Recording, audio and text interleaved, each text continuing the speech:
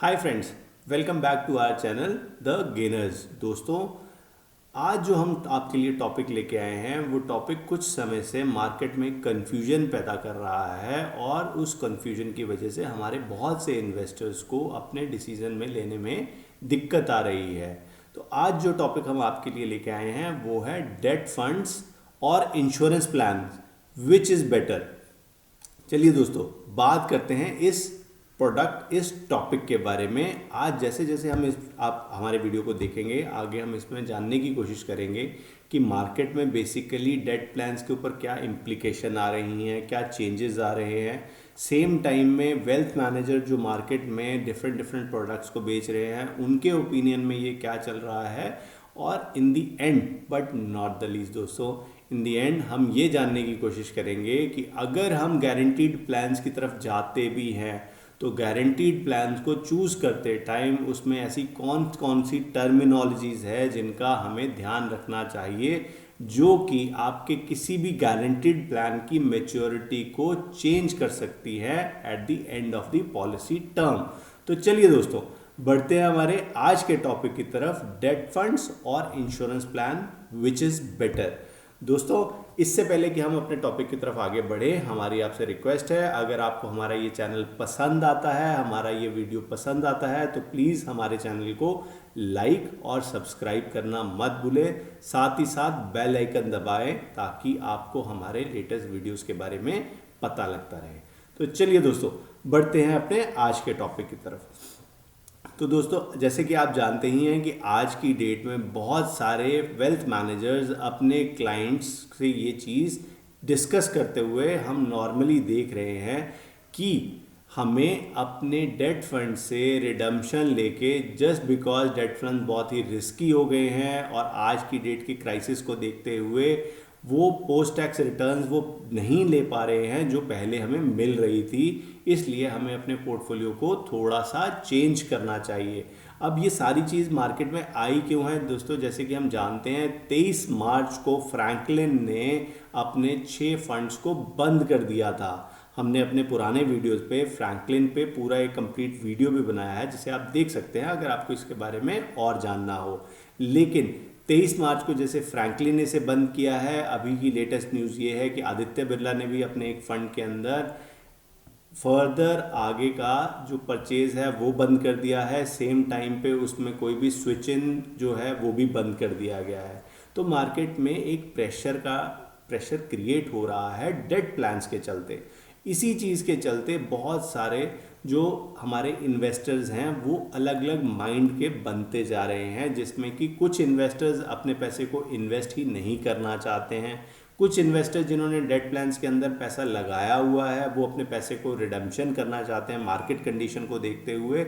और same time पे कुछ लोग इंश्योरेंस प्लान की तरफ जा रहे हैं, ये कंसीडर करते हुए कि इंश्योरेंस प्लान गारंटीड प्लान होते हैं और कल की डेट में मार्केट की सिचुएशन जैसी भी हो, गारंटीड प्लान उनको एक सेट ऑफ इनकम जरूर प्रोवाइड करेगा।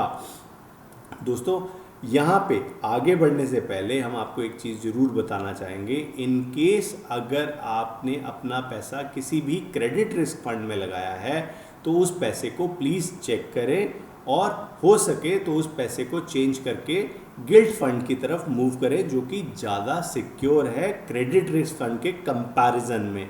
तो आज के मार्केट सिनेरियो को देखते हुए ये हमारा एक छोटा सा सजेशन है आपके पोर्टफोलियो के लिए।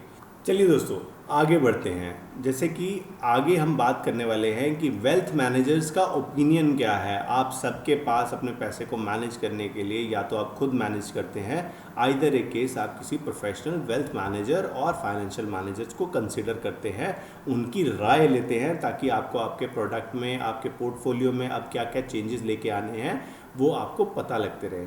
तो दोस्तों, जैसे कि हम देख सकते हैं मार्केट में एक ट्रेंड चल रहा है जिसमें कि एग्जिस्टिंग वेल्थ मैनेजर ट्राई कर रहे हैं उस गैप को फिल करने की जो कि हमारे डेट प्लान के काफ़ी रिस्की होने की वजह से क्रिएट हो गया है।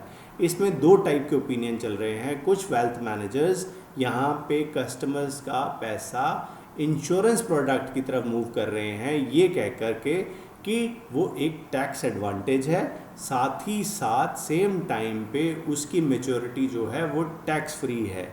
यानी कि अगर आप डेट फंड में पैसा लगाते हैं तो आपको टैक्स देना पड़ता है, चाहे वो शॉर्ट टर्म कैपिटल गेन हो चाहे वो लॉन्ग टर्म कैपिटल गेन हो। लेकिन सेम टाइम पे अगर आप इंश्योरेंस में पैसा डालते हैं तो फर्स्ट ईयर में आप एटीसी का बेनिफिट भी ले सकते हैं और मेच्योरिटी के टाइम पे आपको लॉन्ग टर्म कैपिटल टैक्सेशन नहीं देना पड़ता। साथ ही साथ आपको ये कंफर्म रिटर्न भी देते हैं। एक परसेंटेज सेट परसेंटेज ऐसा होता है जो हमारे गारंटीड प्लान्स हमें पहले से ही कंफर्म करते हैं, जो आप ले सकते हैं।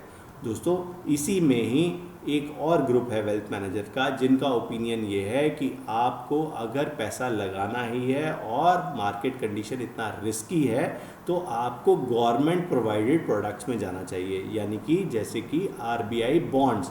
आप अगर आरबीआई बॉन्ड्स में जाते हैं तो एटलीस्ट आप एक ऐसे नाम के साथ जुड़े हैं जो मार्केट में आगे कुछ भी सिचुएशन क्रिएट हो आपको आपके पैसे की मेच्योरिटी 100% मिल सकती है।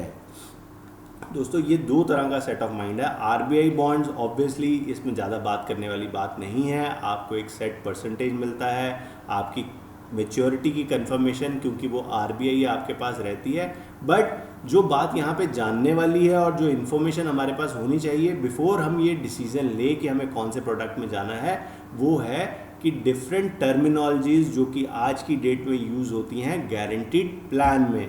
दोस्तों यही है हमारा आगे का टॉपिक कि डिफरेंट टर्मिनोलॉजीज गारंटीड प्लान में जो यूज़ होती हैं वो क्या है, उनसे हमारे प्रोडक्ट की मेच्योरिटी पे क्या फ़र्क आता है। तो दोस्तों जब हम बात करते हैं गारंटीड प्लान लेने की, तो आज की डेट में मार्केट में हर एक इंश्योरेंस कंपनी है जो हमें गारंटीड प्लान देती है।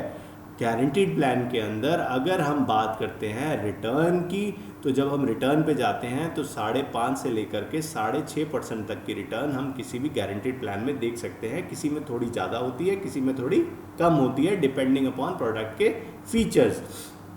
अगर हम इसकी टेन्योर की बात करते हैं तो ये 5 साल के लॉक इन से लेके 10 साल, 15 साल, 20 साल तक के लॉक इन साथ ही साथ रेगुलर पे में आता है। तो दोस्तों ये तो हुए कुछ फीचर गारंटीड प्लान के बारे में, लेकिन जो चीज़ यहाँ पे जानने वाली है दोस्तों, गारंटीड प्लान्स के अंदर हमारी दो चीज़ें होती हैं। सबसे पहले एक होती है वेस्टेड बोनस। जी हाँ दोस्तों, पहली चीज़ गारंटीड प्लान के अंदर होती है वेस्टेड बोनस, और दूसरी चीज़ गारंटीड प्लान में होती है गारंटीड अमाउंट। दोस्तों ये दोनों चीज़ें बहुत ही डिफरेंट हैं और बहुत ही अलग तरीके से काम करती हैं। जब हम यहाँ पे बात कर रहे हैं दोस्तों वेस्टेड बोनस की, तो वेस्टेड बोनस कंपनी हर साल डिक्लेयर करती है और वो डिक्लेरेशन पे ही डिपेंड करता है कि वो आपको कितना पैसा दे रही है। इसको हम एक एग्जांपल से समझने की कोशिश करते हैं। लेट्स सी हमने एक कंपनी का गारंटीड प्लान लिया है और कंपनी हमें उसकी टोटल XIR दिखा रही है कुछ 7% या 7.5% का। दोस्तों तो वो XIR जो हमें 7-7.5% की दिखाई जाती है, उसकी एग्जांपल में कंपनी ने वेस्टेड बोनस जो होता है वो एक पर्टिकुलर रेशो से डिफाइन किया होता है, जबकि असल में वेस्टेड बोनस हर साल कंपनी की परफॉर्मेंस के साथ जुड़ा होता है और उसके बेसिस पे ही कंपनी वेस्टेड बोनस डिक्लेयर करती है। तो यानी कि ये बहुत बड़ी प्रोबेबिलिटी हो सकती है कि मार्केट कंडीशन अगर ठीक ना हो तो कंपनी वेस्टेड बोनस को कम कर सकती है, और जब मार्केट कंडीशन ठीक हो तो वेस्टेड बोनस को बढ़ा सकती है। नॉर्मली ये वेस्टेड बोनस 2 से 4% के बीच में वेरी करता है अलग अलग कंपनीज़ का। तो अगर आप किसी भी टाइम पे ये डिसीज़न लेते हैं कि आपको गारंटीड इंश्योरेंस प्लान की तरफ जाना है, तो आप प्लीज़ चेक करें कि आपके प्रोडक्ट के अंदर जो वेस्टेड बोनस है उसका क्या पार्ट है। आपके गारंटीड प्लान में जब गारंटी आपको दी जा रही है उसमें वेस्टेड बोनस का क्या पार्ट है, बिकॉज जो भी गारंटीड प्लान होते हैं अगर उसमें वेस्टेड बोनस है तो उसमें कभी भी आपके पास अमाउंट लिख करके नहीं आता कि इतना अमाउंट आपको दिया जाएगा। दोस्तों इसी में ही हमारा दूसरा फीचर होता है गारंटीड अमाउंट, यानी कि यहाँ पे कंपनी आपको कंफर्म करती है कि अगर आप 100 रुपया हमें दे रहे हैं तो वो 100 रुपया हम आपको 10 साल बाद 200 रुपये या 250 रुपये वापस करेंगे। तो जब कंपनी ऐसा लिखती है तो that is a guaranteed part in that particular plan which you are opting for. तो दोस्तों इन दो चीज़ों को आपको ध्यान से देखना जरूरी है। अगर आप कभी भी अपने कोई भी इंश्योरेंस एजेंट की बात को सुनेंगे तो आप ये देखेंगे कि वो ये चीज़ को क्लब करके ही हमेशा बताते हैं। वेस्टेड बोनस और गारंटीड बोनस को अलग अलग नहीं बताया जाता, जिससे कि हमें प्रोडक्ट का डिसीजन लेने में प्रॉब्लम आती है और ये इन्फॉर्मेशन की भी एम्बिगिटी है। तो आपको इस चीज़ का पता होना चाहिए, और जब भी आप कोई ऐसी चीज़ लेने जाएं तो एटलीस्ट उनसे क्लियर कट ये पूछें कि आपके प्रोडक्ट में ये कितने परसेंटेज है। तो दोस्तों ये थी एक इम्पॉर्टेंट इन्फॉर्मेशन कि जब भी आप गारंटीड प्लान को लेने जाते हैं जिसको आपको पता होना चाहिए।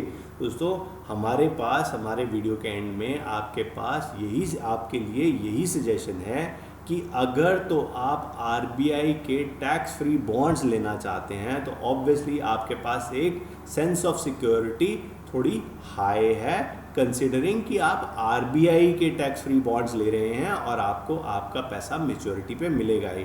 लेकिन सेम टाइम पे अगर आप किसी कंपनी का गारंटीड प्रोडक्ट ले रहे हैं तो इसका ये मतलब बिल्कुल नहीं है कि उसके मिलने की प्रोबेबिलिटी कम है, वो भी सेम प्रोबेबिलिटी के साथ आते हैं, because each and every insurance company is govern under IRDA, और IRDA के कुछ स्पेसिफिक रूल्स हैं गारंटीड प्रोडक्ट्स को मार्केट में लॉन्च करने के लिए। तो अगर कंपनी आपको एक गारंटीड प्रोडक्ट दे रही है तो वो अपने रूल से बाइंड है कल की डेट में उसकी मेच्योरिटी पे उसका अमाउंट देने के लिए। लेकिन उसके बीच में ही ये जो दो कंडीशंस हैं ये आपको जानना बहुत ज़रूरी है कि आपकी पॉलिसी में गारंटीड अमाउंट क्या है और वेस्टेड बोनस क्या है। इसी से आपके प्लान की मेच्योरिटी पे फ़र्क पड़ सकता है। तो दोस्तों यही था हमारा आज का वीडियो आपके लिए। आपको हमारा ये वीडियो कैसा लगा?